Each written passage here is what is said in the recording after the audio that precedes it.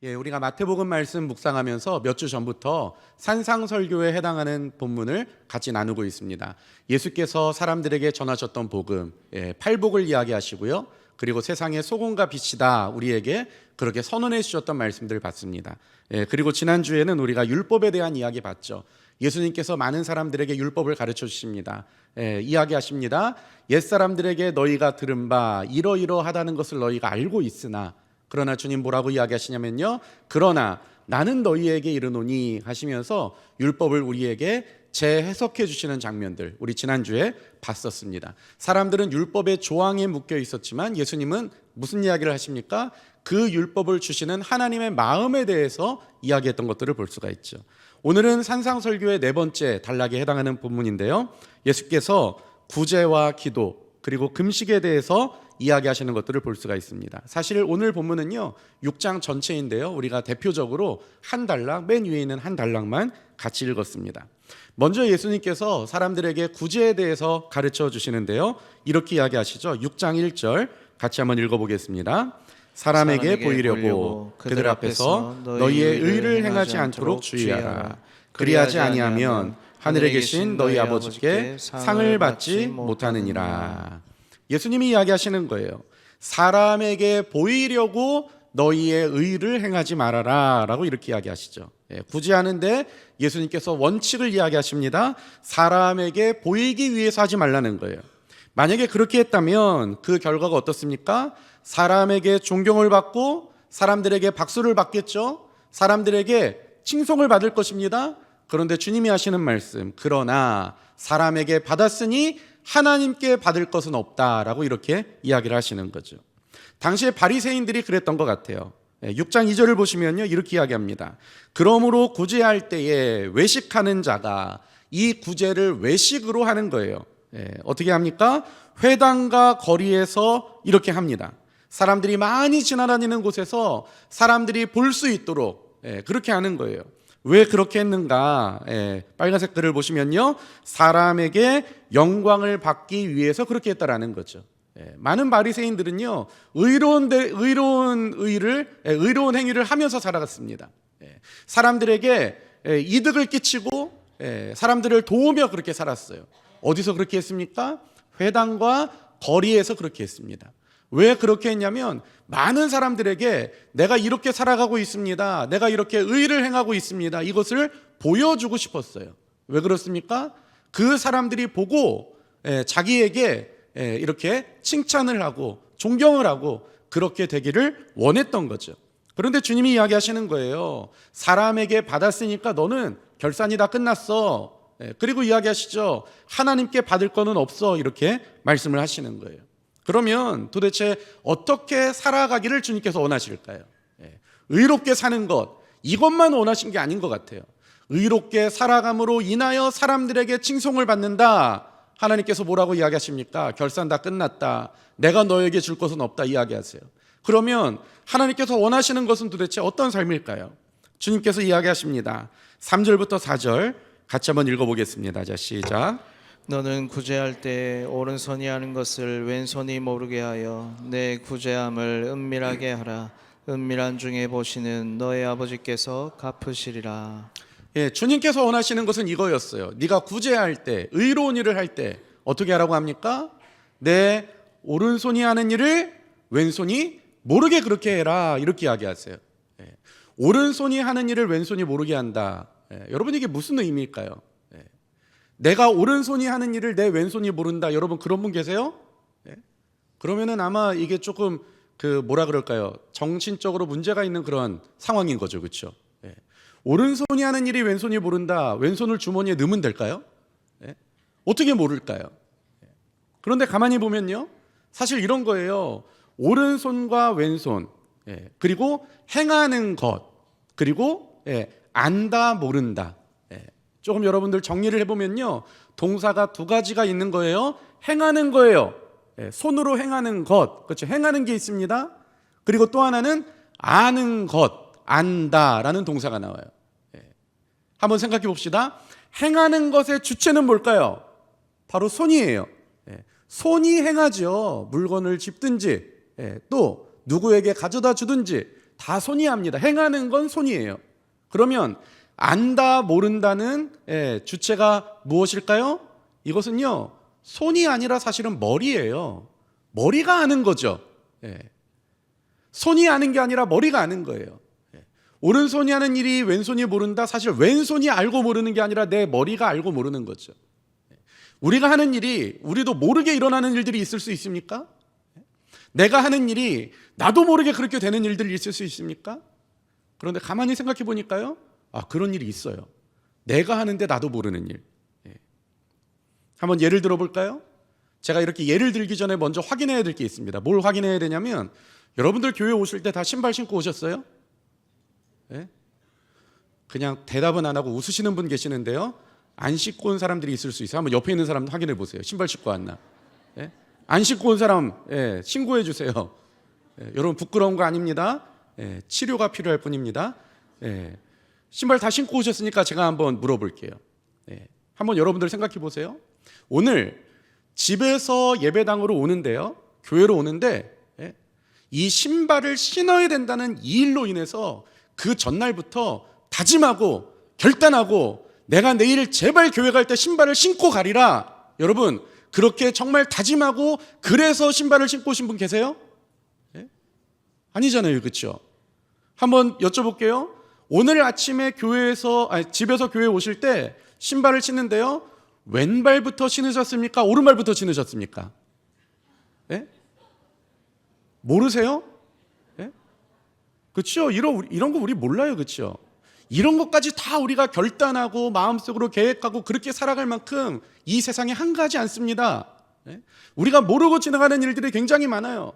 밥을 먹을 때 젓가락부터 들었는지 숟가락부터 들었는지 전부터 계획하셨습니까? 내일 아침에는 반드시 내가 숟가락부터 들리라. 여러분 이런 거 없잖아요, 그렇죠? 그냥 있는 그대로 받아들여요. 그냥 그렇게 살아가는 거예요. 왜 그렇습니까? 우리가 살아가는 삶에는요, 무의식적으로 일어나는 일들이 굉장히 많아요. 이 모든 것들을 우리가 계획을 해야 된다면요, 다 결정을 해야 된다면요, 사람 머리 터져버릴 겁니다, 아마. 아침에 침대에서 일어날 때는 이 몸을 일으켜 세우는데 90도를 할지 70도를 할지 75도를 할지 80도를 할지 그거 다 계산하고 뭐가 제일 나에게 유리한지 다 결정해가지고 그 전날 다 이렇게 계획을 세우는 하루를 살아간다. 여러분 그렇게 살 수 있는 삶이 아니에요. 살아가다 보면 그냥 그렇게 사라지는 거예요. 그런데 중요한 것은요, 내일 나는 분명히 교회 갈 때 신발을 신고 가리라고 결정하고 다짐하고 막 메모해놓고 그러지 않았는데, 참 아이러니한 것은요, 교회 와서 보니까요 다 이상하게 발에 신발이 신겨져 있네요. 그렇죠? 한 명도, 지금 여기 예배드리는 분들 중에 한 명도 신발을 안 신고 오신 분이 없어요. 이 놀라운 하나님의 은혜 아닙니까? 아니요, 이것은요 우리가 무의식적으로 그냥 그렇게 나타나는 일인 거예요. 제가 부교육자로 있을 때 미국에서 오랜 시간 계시다가 이렇게 귀국하셔가지고 같이 사역하던 선배 목사님이 있었어요. 그 목사님이 그런 얘기 하더라고요. 내가 한국에 있을 때는 잘 몰랐는데 미국을 갔다 왔더니요, 한국 사람들이 얼마나 상대방에 대해서 배려를 안 하는지를 자기가 느꼈대요. 자기도 한국인이면서. 왜 그러냐 물어보니까 이런 얘기를 하더라고요. 자기가 미국에 있을 때는요, 딱 그 건물을 들어가기 위해서 문을 딱 열고 들어갑니다. 그런데 저기 멀리서 다른 사람이 막 이렇게 오고 있어요. 그러면 보통 자기가 미국에 있을 때는 사람들이 그 문을 이렇게 잡고 있어 준대요. 왜냐하면 사람이 오고 있으니까. 그런데 한국에 와서 자기가 느낀 거는요, 바로 코앞에 있어도 문을 그냥 확 놔버린다는 거예요. 그러면서 그런 얘기를 하더라고요. 한번 생각해 보세요. 그런 문화권 속에서 자랐습니다. 그러면 그 사람은요, 그렇게 문을 잡고 있으면서도 속으로 이렇게 생각하는 게 아니에요. 예를 들어서 저기 사람이 오니까 내가 잡아줘야지, 내가 저 사람한테 엄청나게 선한 일을 하는 거야, 인간이 이렇게 살아야지, 그렇게 한번 잡아준 것 때문에 오늘 하루 마음이 뿌듯하고 정말 자기가 엄청난 일을 했다고 그렇게 느끼고, 여러분 그러지 않아요. 그냥 남들이 다 그렇게 하니까, 그렇게 하는 걸로 그렇게 배워왔으니까 그렇게 살면서도 자기가 엄청난 일을 했다, 누구를 도왔다, 이렇게 생각하지 않습니다. 그냥 해야 될 일을 한 것뿐이에요. 마찬가지죠. 만약에 우리 안에요, 사람을 돕고 의로운 일을 행하고 말씀대로 살아가는 이 모든 것들이 우리 안에 그냥 내재되어 있다면요, 그것이 그냥 상식으로 우리 안에 받아들여져 있다면요, 그러면 사람들은 우리에게 이야기할 거예요. 누구누구 집사님 그렇게 해줘서 너무너무 고마워요. 그때 우리는 어떤 생각을 할까요? 내가 그런 일을 했나? 예? 자기도 모르는 거예요. 왜요? 내 안에 이미 다 내재되어 있거든요. 내가 의식적으로 그렇게 한 게 아니라 그렇게 하는 삶이, 그렇게 살아가는 것이 매일매일 반복되다 보니까 그게 곧 내가 됐을 때, 그때 어떻겠습니까? 오른손이 하는 일, 왼손도 모르는 거죠. 그렇죠? 내가 의도적으로 한 게 아니에요. 그러나 말씀 붙들고 살아가다 보니까 그렇게 내 삶에서 그냥 그 삶이 튀어나와지는 거예요. 저 여러분들이 이 정도의 경지에 오를 수 있기를 간절히 바랍니다. 주님은 이야기하시는 거죠. 네 오른손이 하는 일, 왼손도 모르게 해라. 그러면서 말씀하시는 거예요. 사람들에게 보이려고 하는 사람, 그래서 사람들의 박수와 갈채를 받고 존경을 받는 그 사람, 그 사람은 이미 받았어.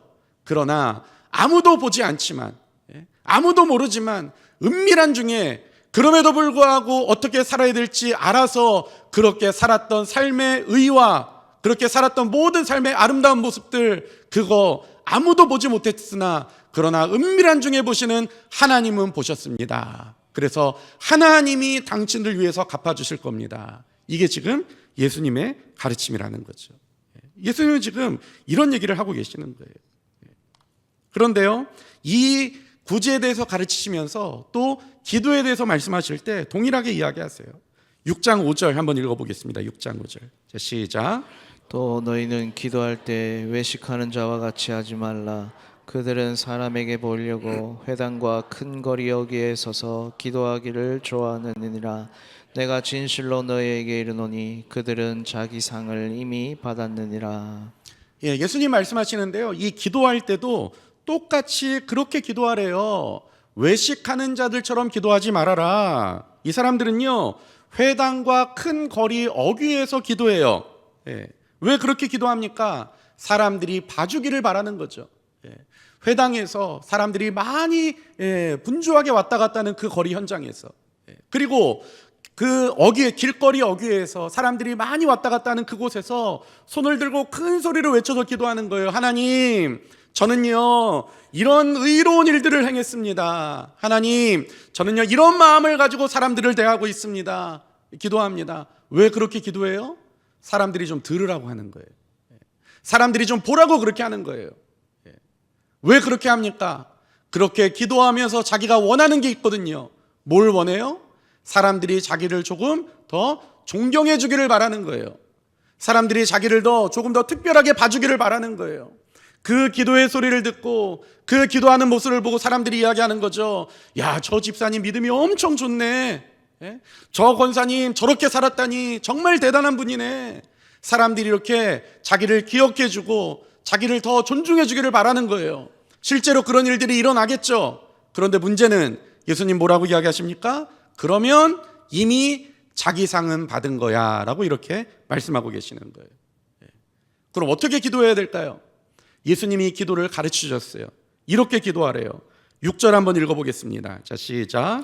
너는 기도할 때 내 골방에 들어가 문을 닫고 은밀한 중에 계신 내 아버지께 기도하라.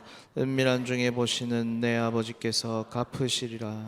예수님이 이야기하시는 거죠. 사람들에게 보이기 위해서 기도하지 말고 어떻게 기도하랍니까? 골방으로 들어가래요. 아무도 없어요. 그래도 기대할 수 있는 건 있잖아요. 누군가 문을 열면 내가 기도하는 걸 볼 수 있으니까. 그래서 주님이 뭐라고 이야기하세요? 문까지 걸어 잠그래요. 아무도 없는 곳에서, 누구도 알 수 없는 그 현장에서 하나님께 기도하라는 거죠. 그런데요, 뭐라고 이야기하십니까? 은밀한 중에 계시는 하나님께서, 아무도 보지 못하고 아무도 알지 못하지만 그러나 그 현장을 보시는 하나님이 계시는데 그 하나님께서 그걸 보시고 너에게 갚아주실 거야 라고 이야기하고 계세요. 한번 생각해 보세요. 어떤 사람은 이렇게 기도합니다. 사람들이 많이 다니는 회당에서, 그리고 길 어귀에서 사람들 보란 듯이 그렇게 기도하는 사람이 있어요. 이 사람이 원하는 건 뭐예요? 사람들이 내가 기도하는 모습을 보고 나를 존중해주고 나를 더 사랑해주기를 원하는 거예요. 그런데 골방에서 기도하는 사람은 어떻습니까? 사람들이 자기를 존중해주지 않아요. 사람들이 자기가 얼마나 기도하는지 아무도 몰라요. 무엇을 놓고 기도하는지 사람들은 아무것도 알 수 없습니다. 그런데요, 그 사람에게는 뭐가 있어요? 은밀한 중에 보시는 하나님께서 보시고 갚아주시고 함께 하시는 하나님의 은혜가 있어요. 여러분 둘 중에 하나를 선택한다고 한다면 여러분 뭘 선택하겠습니까? 당연히 후자 아닙니까? 그런데 문제는 뭐예요? 사람들이 전자를 선택해요. 길거리에서 기도하고 회당에서 기도하는 것을 더 좋아해요. 왜 그런지 아세요? 은밀한 중에 갚아주시는 하나님을 한 번도 경험해 본 적이 없으니까. 그게 전부인 줄 알고, 그게 다인 줄 알고, 그게 기도하는 유일한 목표가 돼버리는 거예요. 여러분들의 기도 생활은 어떻습니까? 은밀한 중에 갚으시는 하나님을 우리가 만났다면 사람들이 알아주지 않아도 우리는 스스로 골방을 찾아 들어갈 거예요. 그러나 은밀한 중에 계시는 하나님을 믿지 못하면 여러분 회당에서 기도하게 됩니다. 길거리에서 기도하게 될 거예요. 외식하게 될 거예요. 왜요? 사람들이 알아주는 그 즐거움을 알아버렸거든요. 예수님은 이야기하시죠. 은밀한 중에 기도해라. 회당에서 하지 말고 사람들 많이 왔다 갔다 하는 곳에서 하지 말고 그들의 박수와 갈채에 그렇게 그것이 전부이냐 그렇게 살지 말고 은밀한 중에 보시는 하나님을 기억하면서 그분이 갚아주실 것을 믿으며 그렇게 기도해라. 이것이 지금 예수님의 가르침이었어요. 금식에 대해서도 주님께서 이야기하십니다. 16절 한번 읽어보겠습니다. 16절. 자, 시작. 금식할 때 너희는 외식하는 자들과 같이 슬픈 기색을 보이지 말라. 그들은 금식하는 것을 사람에게 보이려고 얼굴을 흉하게 하느니라. 내가 진실로 너희에게 이르노니 그들은 자기 상을 이미 받았느니라. 금식에 대해서도 동일하게 이야기하세요. 외식하는 자들처럼 하지 말아라 이야기하세요. 금식에 있어서 외식하는 것은 어떻게 하는 걸까요?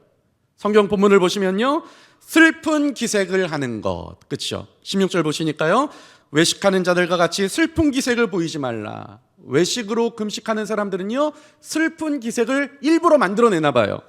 그리고 이야기합니다. 금식하는 것을 사람들에게 보이려고 어떻게 해요? 얼굴을 흉하게 한대요. 이게 바로 외식하는 금식이에요. 주위를 한번 둘러보세요. 금식하는 분 계신가요? 얼굴이 흉하다, 이상하게 저 집사님. 금식하려고 일부러 그렇게 보인다는 거죠. 그런데요, 하나님께서 어떻게 금식을 하기를 원하시는가? 예수님은 이렇게 이야기하십니다. 17절.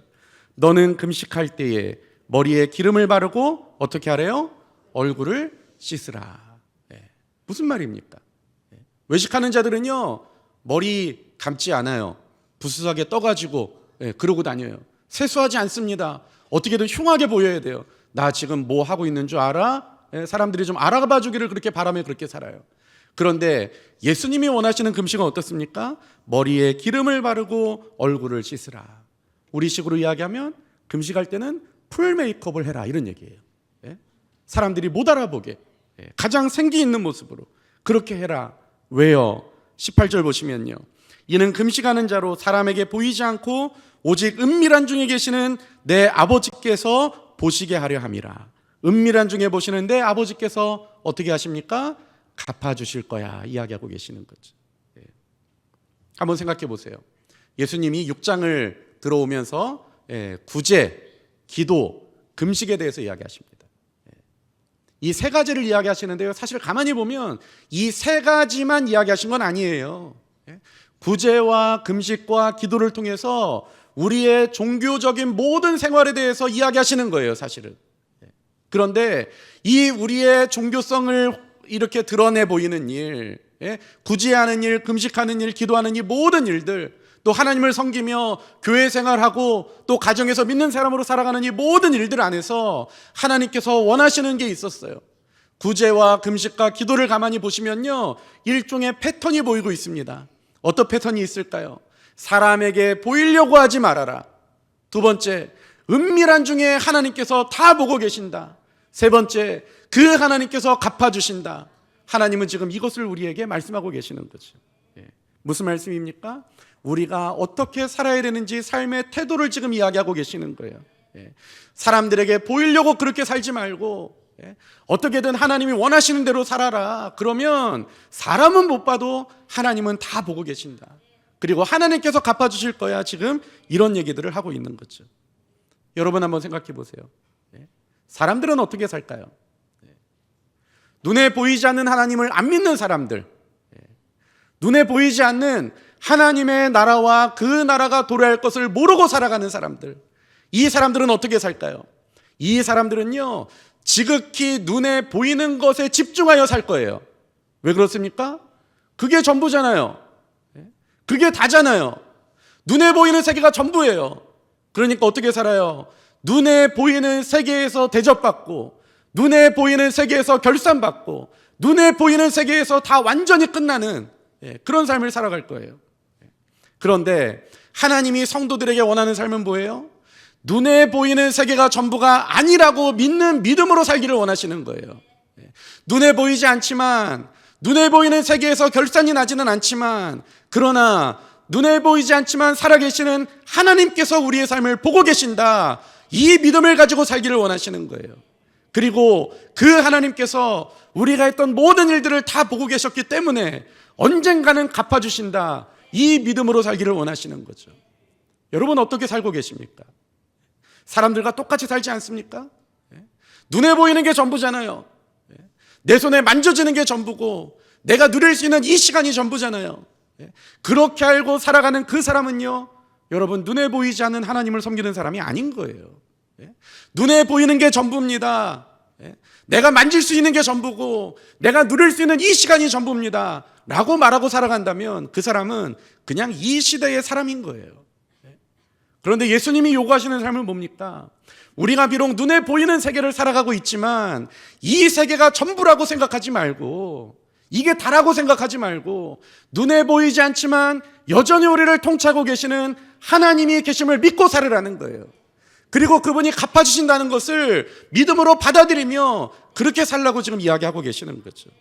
이게 지금 성도들이 살아가야 될 삶의 모습이라는 거예요. 예수님이 믿어지지 않으니까, 하나님이 믿어지지 않으니까, 그분의 나라와 그분이 준비하신 모든 우리에게 주실 것들이 믿어지지 않으니까 무조건 이 땅에서 결정이 돼야 돼요. 이 땅에서 내가 다 결산을 받아야 돼요. 그러니까 어떻습니까? 우리 눈이 하나님께로 가지 않고 땅에만 계속 머물러 있게 되는 거죠. 하나님은요, 지금 눈에 보이지 않지만 그러나 실제하시는 하나님, 그리고 이 땅이 아니라 하나님의 나라를 바라보며 살아가는 자기의 백성들, 그런 사람들이 되기를 우리가 그런 사람들이 되기를 원하시는 거죠. 우리에게 이 믿음이 있을 때 이제 19절 이하의 삶들이 우리 안에 펼쳐질 수 있어요. 19절 이하에서 어떤 이야기를 합니까? 이런 얘기하죠. 하늘의 보화를 쌓아둬라, 이런 얘기를 해요. 너가 가지고 있는 모든 것들 이 땅에 쌓아두지 말고 하늘에 쌓아둬라, 이런 얘기를 하는 거죠. 사람들은 이 땅에만 쌓습니다. 왜요? 눈에 보이는 게 전부니까요. 어떻게든 내가 잡고 있고 쥐고 있고 내가 그것을 누려야 이것이 내 것이 되는 거예요. 그래서 어떻게든 이것을 놓지 않으려고 해요. 왜요? 이 땅이 전부니까요. 눈에 보이는 게 전부니까요. 그런데요, 눈에 보이지 않는 하나님을 섬기는 사람은요, 그분이 장차 마련할 실제 본질적인 그 나라가 도래할 것을 믿는 사람은요, 어떻게 살아갈까요? 이 땅은요, 잠시 잠깐 있다가 떠나보내는 세상인 거예요. 그리고 그 나라가 우리의 인생의 본질이 되는 거예요. 그럼 어떻습니까? 될 수 있는 대로 지금 이 나라에 있었던 내 것을 어떻게 해야 돼요? 그 나라로 계속 보내야 되는 거 아니겠습니까? 그렇죠? 하늘에 보아 쌓아둘 수 있어요. 그 나라를 사모하는 사람은요, 그 나라의 실제에 대해서 믿는 사람은요, 계속 그 나라로 내 것들을 다시 넘길 수 있는 거예요. 그런데 그 나라를 모르는 사람은요, 그 나라로 나의 것을 넘길 수가 없어요. 왜요? 다 말장난처럼 여겨지거든요. 다 가짜라고 생각하거든요. 눈에 보이는 게 진짜지, 내가 만질 수 있는 게 진짜지. 그런 나라가 어디 있어? 그런 하나님이 어디 있어? 그러면 내 손에 있는 것 절대 놓을 수 없게 되는 거죠. 그래서 주님은 이런 얘기를 하십니다. 6장 24절 한번 읽어보겠습니다. 자, 시작.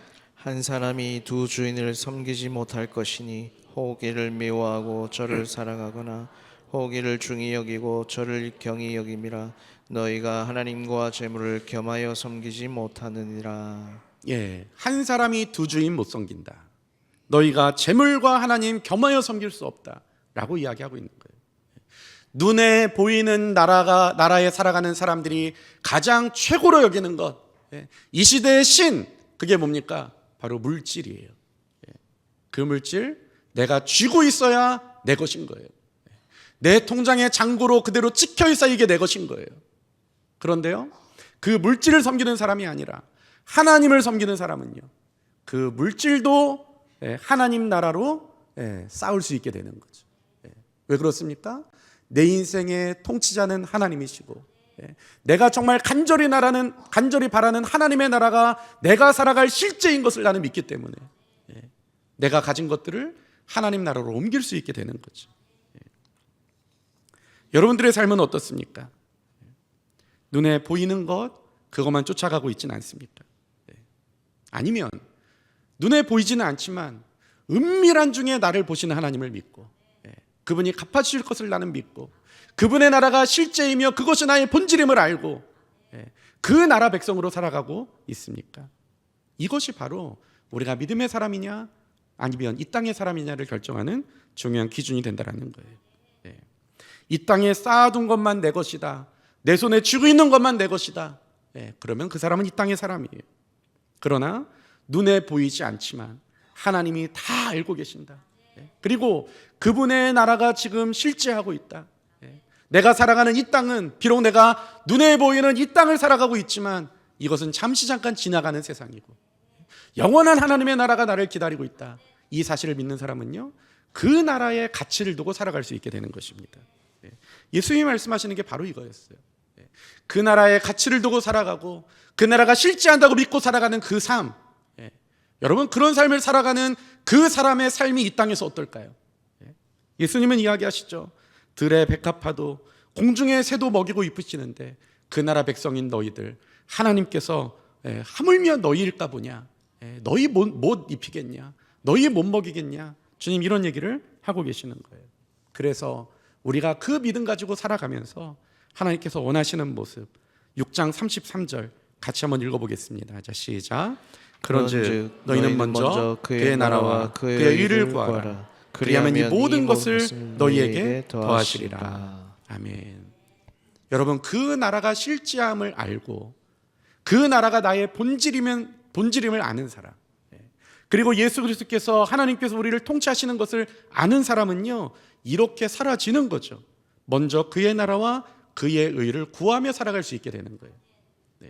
그런데요, 먼저 그의 나라와 그의 의를 구해야 되는데 내 마음의 온통 소망은 이 땅에 있고 하나님이 하라고 하니까 어쩔 수 없이 하긴 하는데 날마다 내가 손해나는 기분이 든다. 그럼 아직 그 나라 백성의 정체성이 형성되지 않은 거죠. 그 나라 백성의 정체성이 형성되어 있다면요, 그의 나라와 그의 의를 구할 수 있어요. 왜요? 그게 실제니까요. 그게 전부니까요. 저와 여러분들이 이런 믿음의 사람 될 수 있기를 간절히 바랍니다. 내 봄을 어디에 쌓고 있느냐, 이것이 우리의 믿음을 결정하는 것이고요, 내 열정, 내 시간, 내 가치가 지금 어디에 더 많이 활용되고 있느냐, 이것이 우리의 믿음을 결정하는 중요한 키가 되는 것입니다. 눈에 보이는 나라의 백성으로 전락하는 것이 아니라 눈에 보이지 않지만 사람들은 알지 못하지만 내가 추구하는 삶의 가치, 내가 추구하는 말씀의 가치, 이것들을 보고 계시는, 은밀한 중에 보고 계시는 하나님을 믿고 그 하나님께서 갚아주실 것을 믿고 그 하나님 앞에서 살아갈 수 있는 귀한 믿음의 자녀들 될 수 있기를 간절히 바랍니다.